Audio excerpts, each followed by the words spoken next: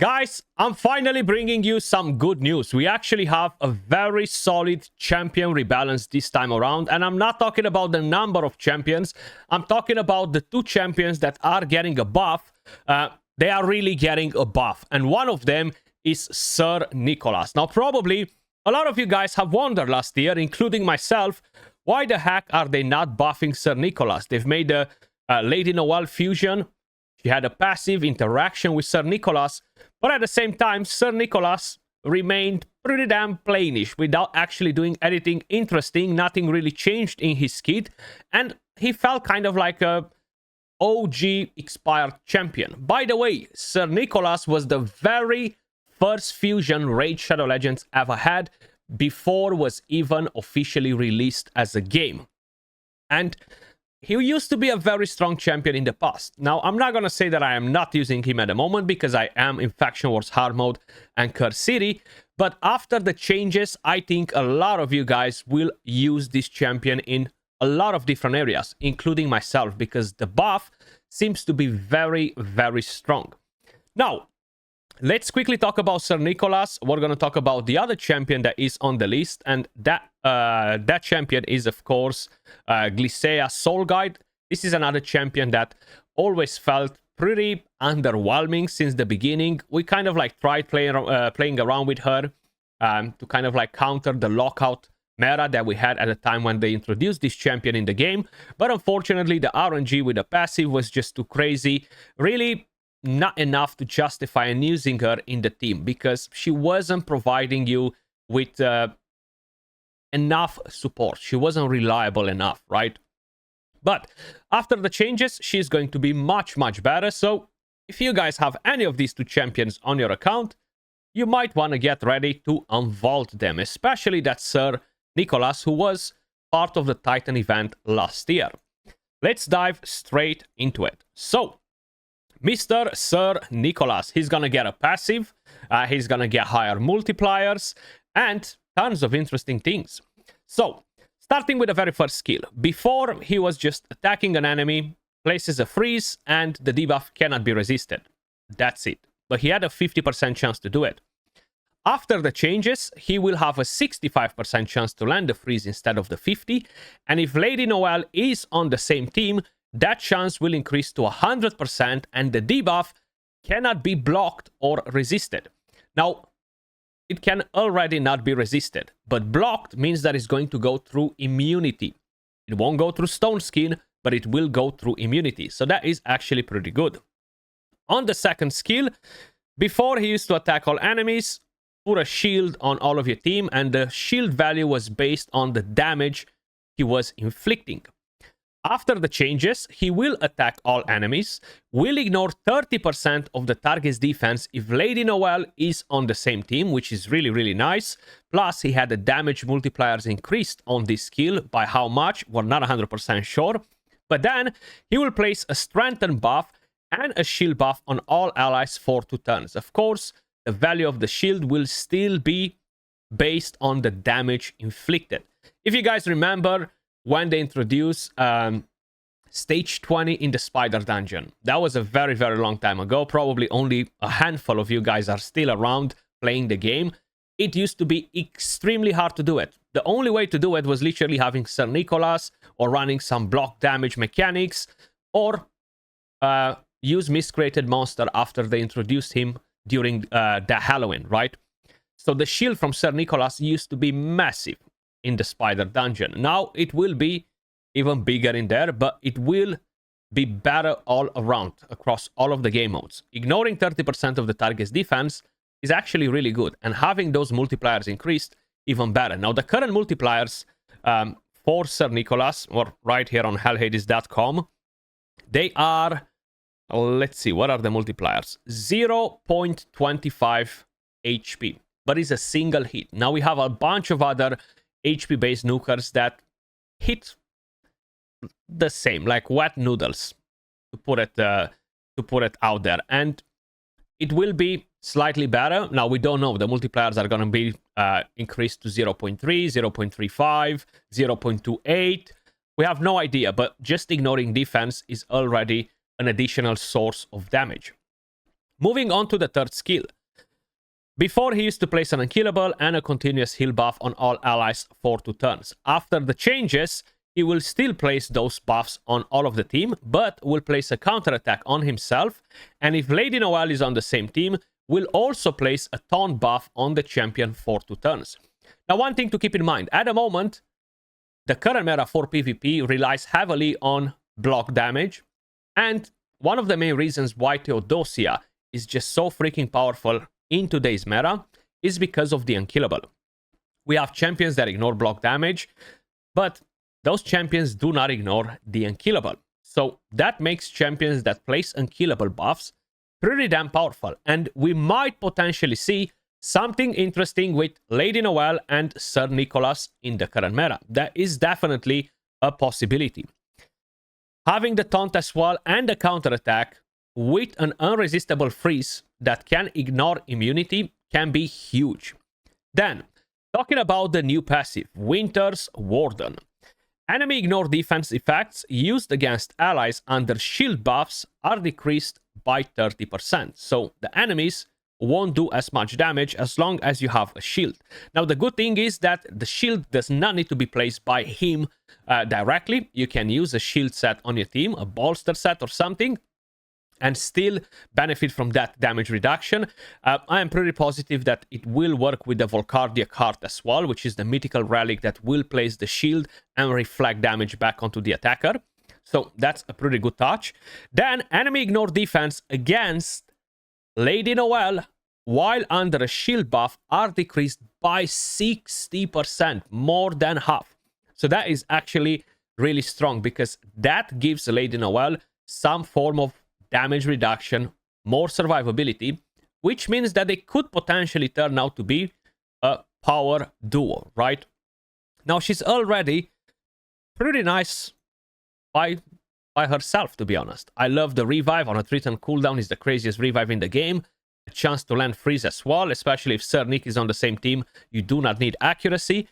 When she uses the A2, which can basically remove the ship, if she's using it on Sir Nicholas, will instantly proc his third skill, which will put unkillable, will put a continuous heals, will put the taunt, and the counterattack on himself.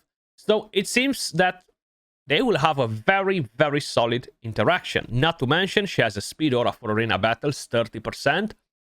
She has the block buffs, the increased speed. I think they're going to be pretty damn interesting together. And she has a pretty nice passive as well. I'm looking forward to play both of them out. Now, at the moment, on my account, thankfully, I have enough Sir Nicks to make a +4 if I want to. The only thing that is keeping me away from it at the moment is, what if they're gonna bring a new champion in the near future for this faction that will require Sir Nick as empowerment, and that champion might be better. I will wait and see if the damage multipliers are buffed enough on him, if he's actually going to be overall way more powerful than he currently is. And if that's the case, I will definitely empower mine to +4. Hopefully those multipliers will go up to like 0.35 with the ignore defense effect. That's going to be pretty damn nice, even though it's a single hit. I know he's not ignoring stone skin or block damage or unkillable, which is part of the current meta, but he could potentially play somehow an important role maybe in a defense team rather than an offense one, because you don't have to build him with resistance as long as Lady Noelle procs that A2 skill on him to proc the unkillable on the rest of your team. But we're gonna have to basically wait and see once this rebalance is live in game. Of course, I will be doing a showcase on the updated Sir Nicholas as soon as I have him available on the test server build. Moving on to the next champion, we have Glycea Soul Guide. She actually got a pretty nice buff as well, to be honest. So before, with the A1, she used to attack an enemy. She had the chance to place a freeze. Also applies a debuff spread effect, taking a random debuff from the target and placing it on all enemies under a freeze debuff. Now, she will have a 50% chance to land a freeze with that skill instead of a 30%. And she will apply a debuff spread effect, but she will take all of the debuffs from the target and placing them on all enemies under freeze. So all of the debuffs instead of just one of them. This can be very good for Faction Wars Hard Mode, Curse City, potentially the new content as well, of course. Then, with the second skill, she used to do an AoE attack to place a weaken for 2 turns and steal a random buff from each enemy under a freeze debuff. Now she will attack all enemies, she will steal all buffs, and after she will land the weaken, which is much, much better because it's kind of like counterproductive for her to land a debuff and steal a buff after, right? So she's going to dispel now and after land that weaken. I know a lot of you guys might be like, whoa, that sounds good for the new gear set coming to the game. Dispelling buffs, stripping buffs, removing buffs is an effect which will be countered by the new gear set coming from the Green Forest. Moving on to the third skill. She used to place an immunity on all allies for 2 turns and have a 60% chance to place a freeze debuff on all enemies for 1 turn. And it will fill the turn meter by 15 for each freeze placed by the skill. Now that, of course, was for this champion. I'm curious what chance we had with this skill fully booked, right? 80% chance only. So I would assume they will change it now to be 100%, which kind of makes sense, right? So, on the new version, we'll place immunity on all allies for 2 turns. We'll have a 75% chance of placing a freeze debuff on all enemies for 1 turn. I would assume that fully booked, instead of 95% chance, it will go to 100. And it will fill the turn meter of all allies by 15% instead of just filling her own turn meter. And will fill the turn meter of each ally by an extra 5% for each freeze debuff placed by the skill. So that's actually pretty nice, especially if you're going to be able to land 4 freezes, for example. That's going to be a 35% turn meter boost straight off the back. But that, of course, is not going to be guaranteed unless you're landing the freeze. With a passive, this actually got a very, very nice touch. Probably you're seeing that instant turn in there. So before, these champion skills cannot be put on cooldown. That is still the same. So any lockout champion will be useless versus her. Whenever an enemy tries to put either this champion skill or an ally skills on cooldown, places a freeze debuff on the enemy, also has a chance of denying the cooldown increase effects. Now that chance was 50%. Now after the changes, whenever an enemy tries to put either these champion's skills or an ally skills on cooldown, will place a freeze debuff on the enemy. The freeze debuff cannot be resisted or blocked, and also has a chance of denying the cooldown increase effects. That chance is 50% chance.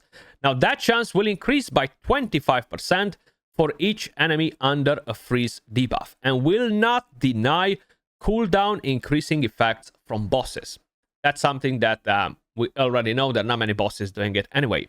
But if by any chance you are able to land a freeze before the enemy goes, you have a very high chance of completely stopping the lockout champion from the enemy team to lock out your own champions, which is really solid. Then, whenever an enemy tries to put either these champion skills or an ally skills on cooldown, will activate an instant turn effect on this champion. And it will occur once per turn. Not per round, once per turn. So there's literally no cooldown on that, which is absolutely nasty. Just imagine getting instant turn, moving on to the A2, steal all of the buffs, put a weaken, or if they have no immunity, move straight into the A3 skill. Much, much better. Now, I'm not going to try and sell it to you like, oh my god, she's going to be absolutely busted for the PvP meta, because that in reality is really not the case. Not in the current meta anyway. But is definitely a much, much better champion than she was before. And if you pulled her and you got disappointed as soon as you did and chucked her straight into the vault, I can guarantee you that now she's going to be definitely more impactful in PvE content and in PvP, as long as we're not talking about the super high-end PvP meta, regardless if it's live arena or classic arena. But I do think that these are very good buffs on both of the champions. And yes, PLARIUM, indeed, we need more of these ones. Our reviews were pretty trash. And honestly, she deserved it. Not even a 100% chance to land that freeze. Let me know your thoughts in the comments down below. How many of you guys have Sir Nicholas? Hands up! How many of you guys are already using him? And how many of you guys are actually excited for these buffs? As usual, appreciate every single one of you guys watching. Much love, and I will catch you all in the next video. Peace.